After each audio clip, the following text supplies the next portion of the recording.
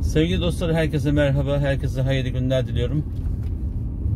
Allah inşallah gönlümüzden geçen bütün duaları kabul eylesin. Öncelikle sevginin hakim olduğu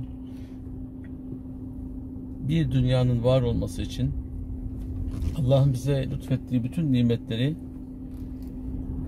kullarına hasrettiğini, onların emrine amade kıldığını unutmayalım.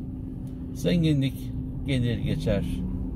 Bilgi elden ele, dilden dile, gönülden gönüle akar gider. İnsanlık huzur için, bahar için, güzellik için birbirini takip eder. Tabi zaman zaman düşmanlıklar, savaşlara, dedikodular, kavgalara dönüşmüyor değil. Bunlar da bir gerçek. Peki bunların olmaması için ne yapacağız? Dedikodudan uzak olacağız. Dedikodudan uzak olmak için ne yapacağız? Sözlerimize dikkat edeceğiz. Sözün öncesine neye dikkat edeceğiz? Allah'ın verdiği nimetlerin taksimatında hiçbir eksiklik olmadığını bileceğiz. Kimisini makamla, kimisini cinsiyet ile, kimisini para ile, kimisini varlıkla, kimisini yoklukla, kimisini malla, kimisini ihtiyaçların peş peşe gelmesiyle bir şekilde imtihandan geçirir Allah Teala. Ama imtihandan geçmeyen hiçbir canlı varlık yoktur. Hayvanlar aleminde bile bir şekilde karşılıklı birbirlerine karşı hukuku olduğu gibi insanlarla da aralarında hukuk gerçekleşir.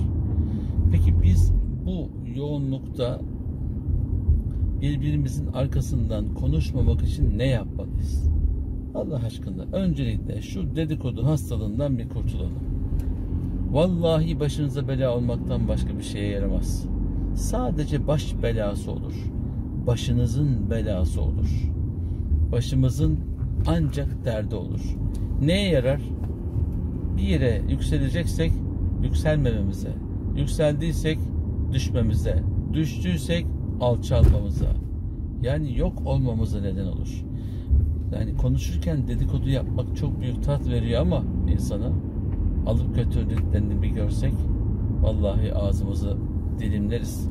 Ağzımızı, dilimizi koparırız konuşmayalım diye. Allah Teala men kâne yu'minu billahi vel yevmil ahir, Peygamber Aleyhisselatü Vesselam'ın mübarek lisanıyla bizlere bakın neyi öğütlüyor. Kim Allah'a ve ahiret gününe inanıyorsa felyekul hayran, ya hayır konuşsun, ev yasmut, ya da sussun. Hayır konuşacaksan konuş, hayır konuşmayacaksan, konuşamayacaksan da sus diyor. Susmak bile bir erdem, bir nasip. Peki böyle olunca ne yapacağız? Bize neye yarar? Eğer ahiret gününe inanıyorsan, yani bir gün hesap gününün olacağına inanıyorsan, Allah Teala verdiği nimetlerden dolayı hesaba çekileceğini, bir insanın bunun karşılığında da mücazatını, mükafatını göreceğini müjdeliyorsa Allah, bunda bir akıbet var, bunda bir sonuç var, bunda bir karşılık var. Ya hayır konuşsun ki o konuştuğu hayır onun hayrınadır dünyada da ahirette de, ya da sussun. Hayır konuşamıyorsa herhangi bir şeyi konuşması, boş konuşması, dedikodu yapması, insanların hayrına olmayacak bir şey konuşması onun şerrinedir, hayrına değildir. Eğer bunu yapamıyorsa sussun diyerek susmanın da ne kadar büyük bir erdem olduğunu, nasip olduğunu, güzellik olduğunu bizlere müjdeliyor. Aziz dostlar, ben dedikodu yapıp da başı göğe eren, mutlu olan bir Allah'ın kulunu görmedim. Dedikodu yapıp da başı belaya girmeyen, evliliği çatırdamayan, olduğu şirkette sıkıntılar çekip kovulmayan hiçbir kimseyi görmedim. Vallahi din adamlarından da gördüm. Bildiği halde bile bile dedikodu yapıp, bile bile insanların ekmeğiyle oynayıp, bile bile insanların ailelerinin üstüne gidip ondan sonra aynı şeyleri ve daha beterlerini kendi ailelerinde gördüklerini ben bizzat şahit oldum ve benimle beraber etrafımdaki insanlar da gördü. Size musibet olan, size dert olan, size bela olan insanlarla uğraşmanıza gerek yok. Allah Teala kimin ne yaptığını çok iyi görüyor, çok iyi biliyor ve gereken cevabı da veriyor. Kendi hususi hayatımda bizimle uğraşmaya çalışan arkadaşların kendileriyle ya da o konuyla ilgili mevzuların mahkeme cihetiyle lehimize kararlar çıktığında, şöyle, Türkiye Cumhuriyeti'nde siz herhangi bir şeyle itham edildiğinizde eğer mahkemece haklılığınızı ispat etmediğiniz sürece hiç kimseye dava açamıyorsunuz, biliyorsunuzdur. Yani karşıdaki adam sahtekar, dolandırıcı ama adamın bu yönüne bakmıyorlar. Şikayet eden makam orası olunca siz kendinizi aklayana kadar karşı taraf hakkında suç duyurusunda bulunamıyorsunuz. Enteresan.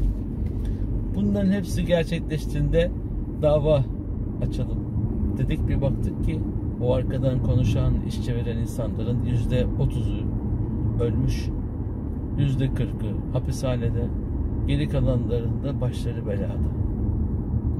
Dedi ki ya Rabbi,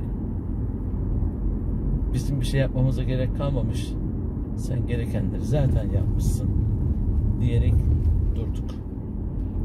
Bir şey yapmayacağımızdan değil mi? Yapacak bir şey, ölmüş insana dava açamazsınız. Beni vuran insana dava açamadım çünkü kendini astı. Kendini asınca dava açma hakkın yok. Açsam bile düşer dava. Çünkü ölen insana ceza yok. Uygulama yok. Had yok. Hiçbir hukukta yok. Allah öldükten sonra akıllanmak hususunda değil de hayattayken düşünüp, tefekkür edip, tezekkür edip, edep edip ya Rabbi af diliyorum, affımı kabul et diyerek sığınan kullardan olmayı bize nasip eylesin. Yoksa diğer türlü iş işten geçmişten sonra, insanlar mahvolduktan sonra affedersiniz. Affetsem ne olacak?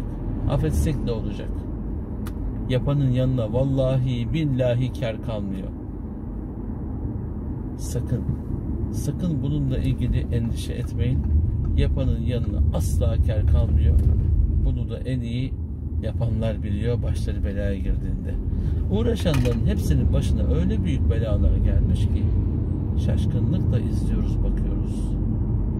Ne isnat ediyorsanız, ne ifsad ediyorsanız, ne haset ediyorsanız, ne iftira atıyorsanız bu dünyada başınıza gelmeden hiçbir yere gidemezsiniz aziz dostlar.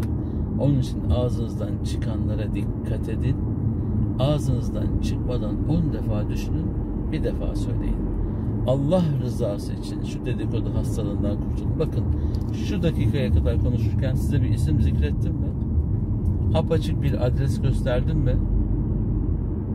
Göstermemeye, isim zikretmemeye çalışıyorum. Olayların içinden, biz olayların içindeki şahısları değil, olayları anlatarak oradan ibret almayı, oradan dersimizi çıkarmayı diliyoruz.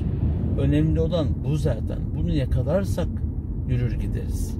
Yoksa o öyle yaptı, şu şöyle yaptı. Dedikoduyu anlatırken biz dedikodu yaparsak sözümüzün bir anlamı olur mu Allah rızası için?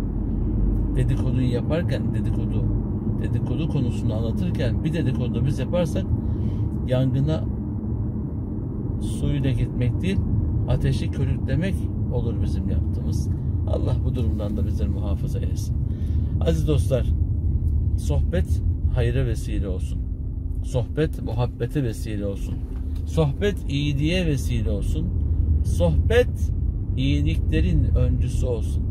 Biz böyle düşünür, böyle gayret eder, böyle de eyleme geçirirsek insanların hayrına hareket etmiş oluruz.